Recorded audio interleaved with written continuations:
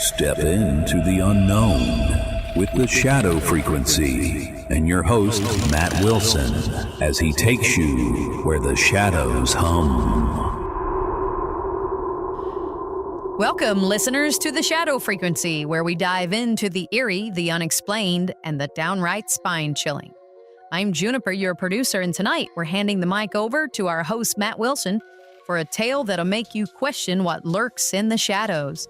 This episode comes to us thanks to a suggestion from one of our awesome fans, Celestial C4. Big shout out to him. If you're into gaming, swing by his Facebook page for some serious fun. Tonight, we're unraveling the mystery of the Dover Demon, a creature that's puzzled investigators and terrified locals since its first sighting.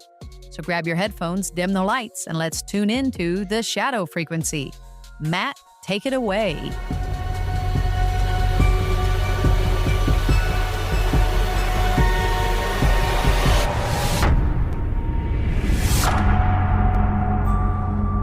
Hey Shadow Chasers, welcome back to the Shadow Frequency. Tonight we're stepping into the foggy woods of Dover, Massachusetts to explore a legend that's been creeping people out since 1977. The Dover Demon. Picture this, it's April 21st, a chilly spring night, and three teenagers are cruising down a quiet road. Suddenly their headlights catch something weird. Not a deer, not a dog, but a creature with a bulbous watermelon-shaped head, glowing orange eyes, and spindly limbs, clinging to a stone wall. No nose, no mouth, just those eyes staring back. That's the first sighting of what would soon be dubbed the Dover Demon. The ringleader of this encounter was 17-year-old Bill Bartlett. He swore he saw it clear as day, sketching it later a haunting image that stuck with the cryptozoology buffs ever since. But here's the kicker. Just hours later, another kid, John Baxter, spots the same thing a mile away, stumbling home from his girlfriend's house. He described it as this gangly, hairless thing scuttling through the woods. Then the next night, a third sighting. Abby Bramham and her boyfriend see it too. Those glowing eyes cutting through the dark. 3 sightings, 3 witnesses, all within 25 hours. Coincidence? Mass hysteria? Or something truly out there? Investigators at the time, like Lauren Coleman, a legend in the cryptozoology world, jumped on the case. They interviewed the teens, poked around the area, and found no tracks, no fur, nothing physical. Skeptics say it was just a baby moose or a fox with mange. But here's the thing. Moose aren't native to that part of Massachusetts, and mange doesn't explain those oversized heads and glowing eyes. Plus, the witnesses? They didn't know each other before this, no motive to lie, no history of pranks, just regular kids who saw something they couldn't unsee. So what was it? An alien? A cryptid? A prank gone wild? We'll dig deeper after the break, including some wild theories and what Dover locals think today. Stay tuned, Shadow Chasers, this frequency's about to get weirder.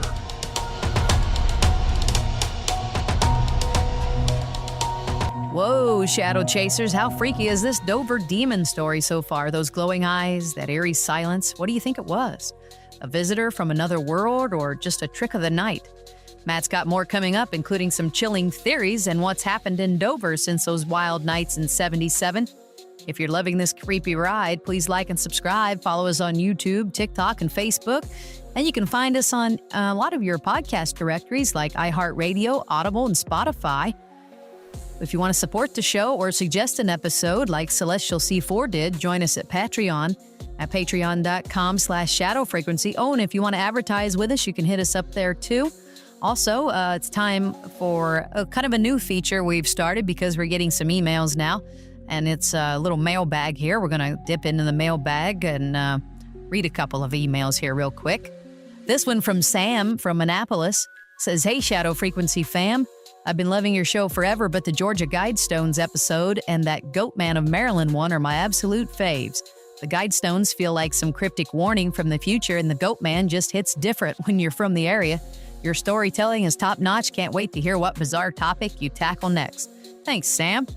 This one's from Jake in Ohio. He says, "Dear Shadow Frequency team, your podcast has become my go-to every night before bed." Oh, that's awesome. "I love how you mix real listener stories with those deep dives into paranormal lore. The episode on shadow people legit kept me up wondering if something was lurking in my room, but I'm hooked. You all have the perfect blend of creepy and curious. Can't wait for more. Thanks a lot, Jake. We appreciate the emails, and if you'd like to send your own email in, you can do so at shadowpodcast@protonmail.com. Back to the shadows we go.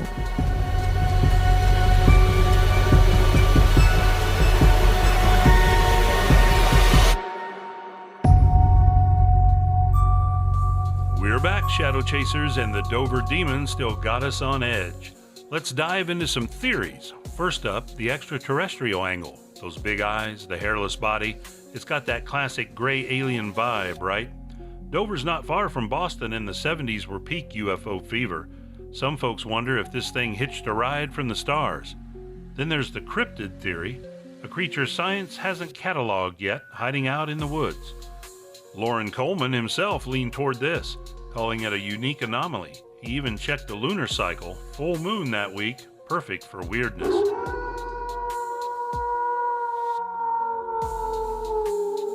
But not everyone's convinced.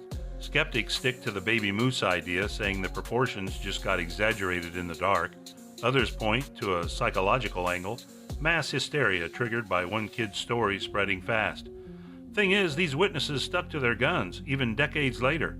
Bill Bartlett, now in his 60s, still swears it wasn't a hoax. And get this, Dover's had other odd sightings since. Lights in the sky, strange noises. Nothing as solid as 77, but enough to keep the legend alive. Today, the Dover Demon's a local icon. There's fan art, t-shirts, even a little statue in town. Some say it's a guardian spirit, others a warning. Me? I think it's a reminder.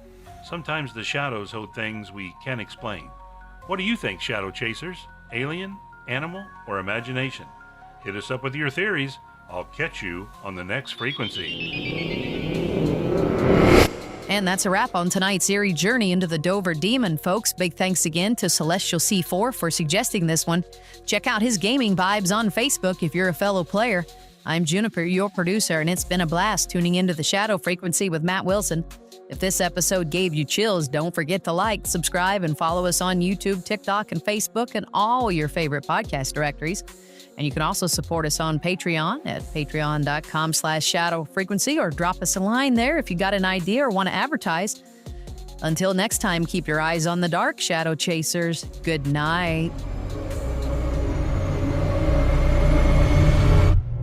Dive into the unknown with the Shadow Frequency. Join host Matt Wilson as he unravels tales of the paranormal, the bizarre, and the unexplained.